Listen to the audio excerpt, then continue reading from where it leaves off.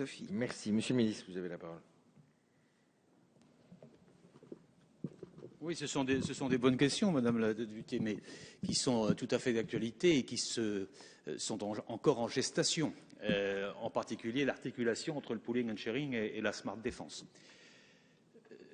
Lorsqu'on élabore les sujets de coopération dans le pooling and sharing, on fait en sorte que ces coopérations soient cohérentes et conformes aux engagements que peuvent avoir les différents pays dans le cadre de la smart défense ou les positionnements qu'ils ont pu prendre sur les chantiers de la smart défense. On est encore dans le domaine de la smart défense en termes d'inventaire de chantier, puisque ça a été vraiment engagé au dernier sommet de l'OTAN en mai dernier à Chicago.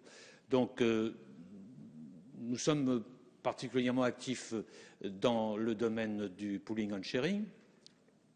Et tout à l'heure, nous évoquions la question du transport logistique et du ravitaillement en vol. Nous pensons que l'EATC, qui existe déjà, je crois que c'est Madame Guigaud qui y a fait allusion dans son propos, et qui permet une première forme de mutualisation du transport logistique entre le Benelux, l'Allemagne et la France, peut être le creuset d'un vrai pooling and sharing et sur le ravitaillement en vol et sur le transport logistique. Et on s'aperçoit que si nous affirmions notre volonté dans ce domaine et que la France puisse être un peu pilote, incitatrice pour qu'il y ait d'autres partenaires qui viennent nous rejoindre, on pourra aboutir. Je sais que la Pologne est intéressée, je sais que l'Italie est intéressée, je sais que la Grande-Bretagne elle-même pourrait être intéressée pour constituer là ce qui serait une base de mutualisation capacitaire indispensable, parce que d'abord ça revient moins cher, et ensuite c'est très efficace. Et au Mali, l'EATC, au moins au niveau de la participation allemande, a servi. L'autre question que vous me posez concerne l'approche globale. C'est un concept très européen. Ce que j'ai dit l'autre jour à Bruxelles et aussi au Parlement européen, en présentant le livre blanc, c'est que nous étions très favorables à l'approche globale, à condition qu'on n'oublie pas dans l'approche globale qu'il y a un aspect militaire.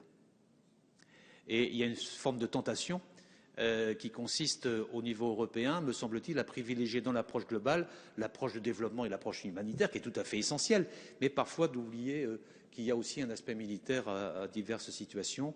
Donc nous sommes vigilants sur ce point. Il y a un secteur sur lequel je souhaiterais que l'on puisse avancer au niveau européen, c'est le secteur de la Libye, où il y a une volonté, j'y viens Monsieur le Président, il y a une volonté d'agir pour aider le gouvernement libyen à assurer la protection de ses frontières.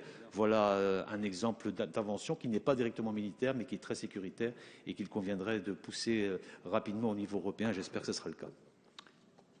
Merci.